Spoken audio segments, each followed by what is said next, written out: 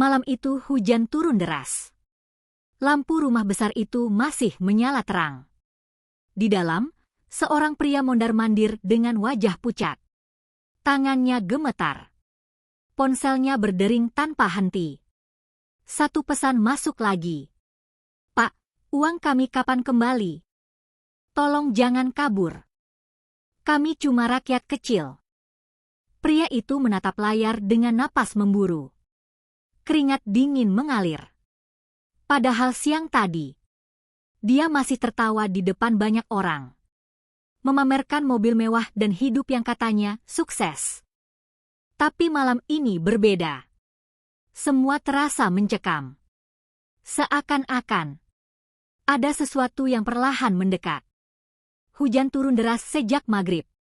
Air mengalir di selokan depan rumah besar 2 lantai itu tanpa henti. Lampu teras menyala terang, tapi suasananya terasa tegang. Di ruang tamu, Rahmat mondar-mandir sambil menggenggam ponsel. Tangannya gemetar kecil. Kemeja mahal yang ia pakai sudah basah oleh keringat. Layar ponselnya terus menyala. Pesan masuk bertubi-tubi. "Pak, uang saya kapan kembali? Tolong jangan menghilang begini. Kami cuma percaya sama Bapak." Rahmat menelan ludah. Napasnya berat. Ia membuka satu pesan suara. Terdengar suara ibu-ibu menangis, memanggil namanya sambil menyebut uang sekolah anak yang belum terbayar. Rahmat langsung mematikan suara itu. Wajahnya pucat. Siang tadi semuanya terlihat normal. Ia bahkan sempat tertawa di sebuah kafe mewah bersama 2 rekannya. Mereka membahas rencana liburan dan proyek baru. Rahmat masih sempat memotret kopi mahalnya dan mengunggah ke media sosial. Banyak yang memberi tanda suka. Banyak yang memuji kesuksesannya. Sekarang suasananya berbalik. Rumah yang dulu terasa megah mendadak seperti menekan dari segala arah. Istrinya berdiri di ambang pintu kamar, menatap cemas. "Mas, ini sudah malam. Telepon tidak berhenti dari tadi."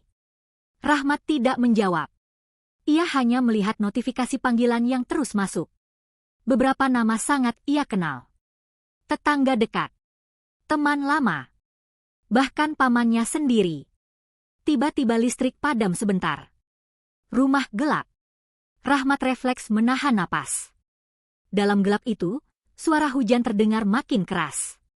Genset menyala beberapa detik kemudian, lampu kembali hidup, tapi jantungnya sudah terlanjur berdebar kencang. Ia berjalan ke jendela dan membuka sedikit tirai. Di luar pagar rumah, terlihat 2 orang berdiri di bawah payung. Mereka seperti memperhatikan rumah itu dari kejauhan. Rahmat cepat menutup tirai lagi. Pikirannya kacau. Semua terasa datang bersamaan. Tagihan. Janji. Tekanan. Ia membuka aplikasi rekening. Angkanya jauh menurun dibanding beberapa bulan lalu. Aliran dana yang dulu deras kini seret. Rahmat terduduk di sofa. Kepalanya terasa berat. Ia teringat awal semua ini terjadi. Dulu hidupnya biasa saja. Rumah kecil, motor sederhana, penghasilan cukup untuk makan harian. Ia sering merasa minder melihat teman-temannya yang terlihat lebih berhasil. Sampai suatu hari ia dikenalkan pada sebuah skema investasi oleh kenalan barunya. Modal kecil, untung besar, sistem cepat. Rahmat tertarik. Ia ikut. Beberapa minggu pertama benar-benar terasa manis. Uang masuk lancar. Ia mulai percaya diri. Dari situ muncul ide yang lebih besar. Ia tidak mau hanya jadi peserta. Ia ingin jadi pengumpul dana. Dengan kemampuan bicaranya yang meyakinkan, Rahmat mulai menawarkan program itu ke orang-orang terdekat. Ia datang ke pengajian. Ia kumpulkan tetangga. Ia buat pertemuan kecil di rumah. Bahasanya halus. Penampilannya rapi. Ia selipkan nasihat agama di sela presentasi. Rezeki itu harus dijemput. Ini peluang. Saya juga taruh uang di sini. Orang-orang percaya. Apalagi Rahmat dikenal ramah dan ringan tangan. Sedikit demi sedikit dana terkumpul. Awalnya puluhan juta. Lalu ratusan juta.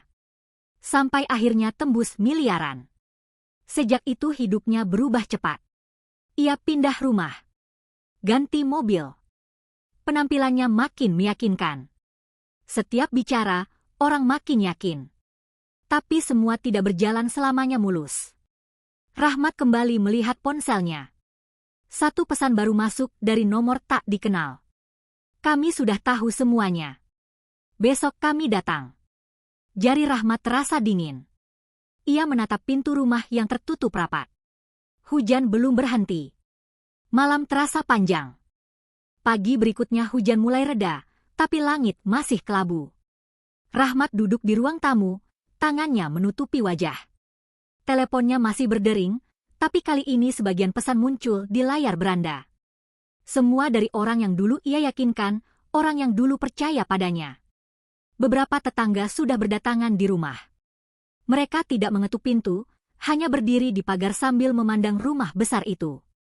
Beberapa terlihat marah, beberapa sedih, dan beberapa hanya menatap kosong. Rahmat merasa jantungnya seperti tercekik. Ia berusaha menenangkan diri dengan berkata dalam hati, "Jangan panik, ini cuma bisa dikontrol." Siang hari, Rahmat membuka kembali catatan keuangan. Ia melihat jumlah yang terkumpul dari investasi semua orang. Angka itu membuatnya mual.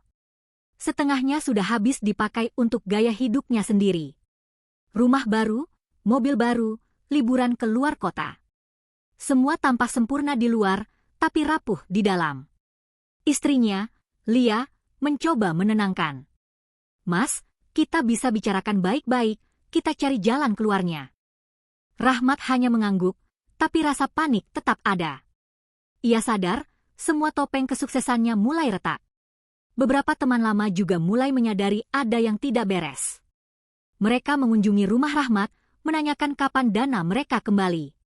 Rahmat tetap menjawab dengan tenang, tapi jawaban itu semakin terdengar seperti alasan basi. "Sabar ya, dana sedang diproses. Pasti kembali." Suaranya terdengar datar, tapi hatinya sendiri bergetar. Hari demi hari berlalu. Telepon tidak berhenti. Surat datang dari bank dan lembaga hukum. Rahmat mulai merasa dunia di sekitarnya semakin sempit.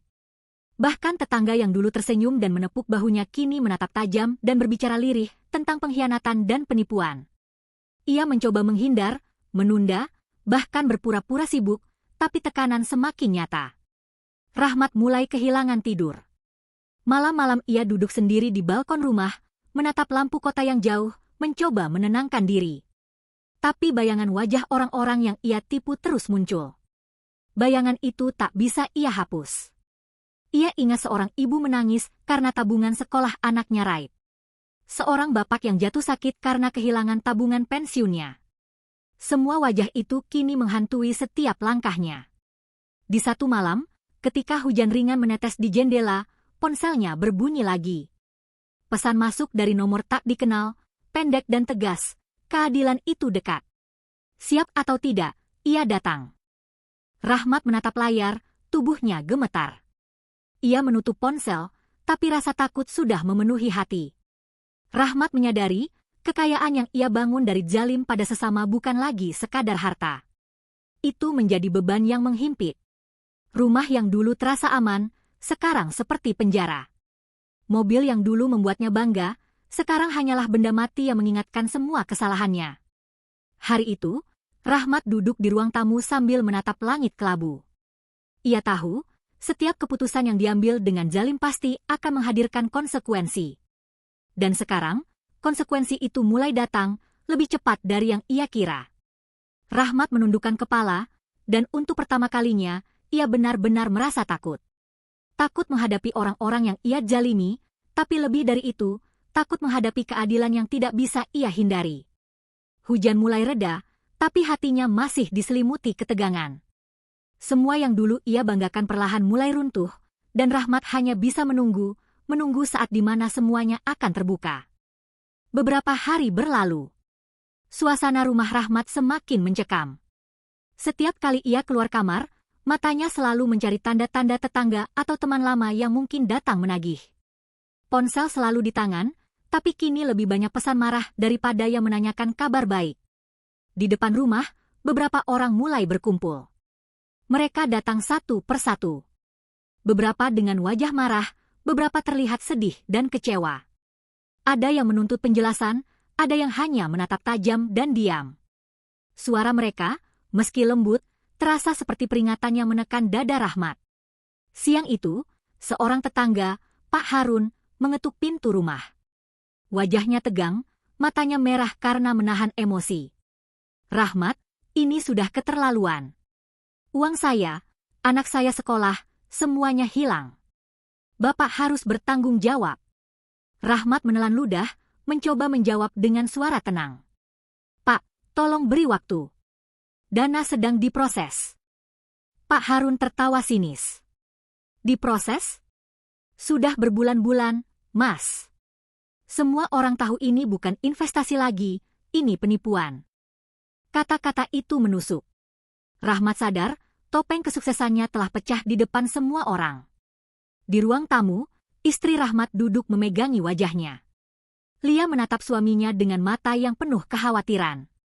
Mas, ini sudah terlalu jauh. Mereka tidak mau dengar alasan lagi. Rahmat hanya mengangguk pelan, tapi hatinya terasa sakit. Ia tahu ia telah menyakiti banyak orang, bukan hanya secara materi tapi juga kepercayaan dan harapan mereka. Malamnya, rumah terasa sunyi. Lampu taman menyala, tapi bayangan pohon di halaman seolah menari menakutkan. Rahmat duduk di sofa, menatap layar ponsel. Sebuah pesan masuk, kami tidak akan menunggu lagi. Semua harus dikembalikan. Rasa panik mulai merayap. Rahmat mencoba mengatur napasnya. Ia menutup mata, mengingat bagaimana dulu semua dimulai. Ia ingat senyum tetangga ketika mereka menyerahkan uang, percaya bahwa ia akan membantu mereka berkembang. Ia ingat janji-janji yang ia ucapkan. Kini, semua itu menjadi beban yang tak tertahankan. Beberapa teman lama mulai menghubungi, menanyakan kabar dan menagih janji. Rahmat merasa terpojok. Ia ingin lari, tapi tak ada jalan keluar. Bahkan keluarga dekatnya mulai ikut merasa malu karena apa yang terjadi. Di luar, hujan ringan mulai turun lagi. Suara tetesnya di atap terasa keras di telinga Rahmat. Seakan alam ikut menegur. Ia menatap cermin, wajahnya pucat dan lelah. Semua kesenangan yang dulu ia banggakan kini berubah menjadi penyesalan yang dalam. Rahmat menyadari satu hal. Kepercayaan yang ia hancurkan bukan sesuatu yang bisa dibeli kembali dengan uang atau alasan.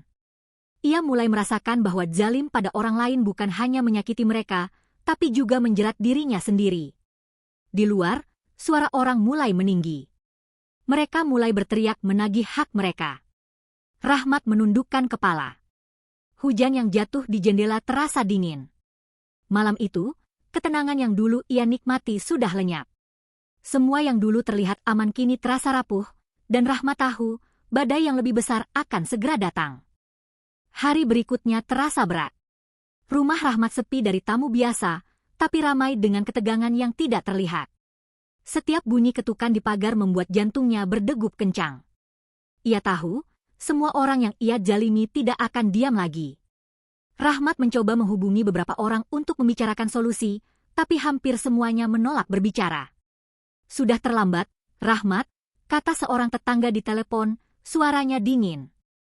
Kami cuma mau uang kami kembali. Tidak ada lagi basa-basi. Di ruang tamu, ia menatap dokumen keuangan yang berserakan. Angka yang dulu membuatnya bangga kini membuat kepala pusing. Beberapa rekening kosong, beberapa sudah dibekukan. Harta yang dulu terlihat banyak sekarang seolah menguap begitu saja. Lia duduk di sampingnya, memegang tangannya. Mas, kita harus siap. Semua orang marah dan kecewa. Ini tidak bisa ditunda lagi. Rahmat mengangguk pelan. Ia merasa seluruh dunia menekannya. Tidak ada tempat untuk sembunyi. Siang itu, tetangga mulai berdatangan lebih banyak. Suasana di halaman rumah mulai memanas. Orang-orang berbicara keras, beberapa menangis, beberapa berteriak. Rahmat berdiri di tengah ruang tamu, merasa terpojok. Napasnya sesak. Ia sadar, semua kesalahan yang dulu ia kira kecil kini sudah menumpuk. Ponsel berdering lagi. Pesan masuk dari nomor yang tidak dikenal. Satu kata tertulis jelas. Segala sesuatu ada waktunya. Allah melihat semua. Rahmat menatap layar. Tangannya gemetar. Pesan itu seperti belati yang menusuk hatinya. Malamnya, Rahmat duduk sendiri di balkon, menatap lampu kota dari kejauhan. Ia tidak bisa tidur. Bayangan orang-orang yang ia zalimi terus muncul di pikirannya. Ibu-ibu yang menangis, bapak-bapak yang jatuh sakit karena kehilangan tabungan, anak-anak yang menunggu sekolahnya dibayar. Semua wajah itu terasa hidup di hadapannya. Rahmat menutup mata, mencoba merenung. Ia ingat janji-janji yang ia ucapkan dulu. Betapa mudahnya ia menipu dengan kata-kata manis dan topeng sukses. Tapi sekarang, topeng itu hancur. Semua kebohongan mulai terbuka. Hujan turun lagi malam itu, tapi kali ini berbeda. Tidak hanya suara, tapi ada ketegangan yang terasa menekan dari segala arah. Rahmat menundukkan kepala. Ia tahu, titik balik ini tidak bisa dihindari. Ia tidak bisa menunda lagi. Keadilan yang selama ini ia abaikan, kini datang mengetuk dengan keras. Rahmat merasakan rasa takut yang belum pernah ia alami sebelumnya. Semua yang ia bangun dari zalim pada orang lain mulai runtuh. Malam itu, ia benar-benar menyadari bahwa harta dan kemewahan tanpa kejujuran hanyalah ilusi yang rapuh. Dan badai yang lebih besar, yang datang dari keadilan Allah, sudah dekat. Pagi itu udara terasa berat. Langit kelabu, burung jarang terdengar berkicau. Rahmat duduk di ruang tamu, menatap halaman rumah yang mulai dipenuhi orang-orang. Mereka datang bukan untuk menagih dengan sopan, tapi dengan kemarahan yang jelas terbaca di mata mereka. Seorang tetangga tua berdiri di depan pagar. Suaranya terdengar tegas, tapi tidak berteriak. Rahmat, semua yang kau ambil harus dikembalikan. Jangan coba mengulur waktu lagi. Rahmat menelan ludah. Ia mencoba menjawab, tapi kata-kata serasa tercekat di tenggorokan. Orang-orang lain mulai berdatangan. Semakin banyak yang datang, semakin tinggi tekanan di rumah itu. Beberapa memegang catatan, bukti transaksi, dan tanda terima. Mereka menuntut keadilan. Rahmat berdiri di tengah ruang tamu, tubuhnya gemetar. Ia sadar, semua topeng kesuksesan yang dulu ia banggakan kini hancur berkeping-keping. Istrinya berdiri di samping, mencoba menenangkan. Mas, tenang. Jangan panik. Tapi Rahmat tahu tenang itu mustahil. Semua yang dulu ia anggap aman, kini terasa rapuh. Telepon terus berdering, pesan masuk bertubi-tubi.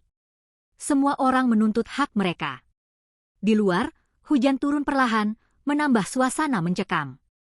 Rahmat menatap wajah-wajah yang ia zalimi.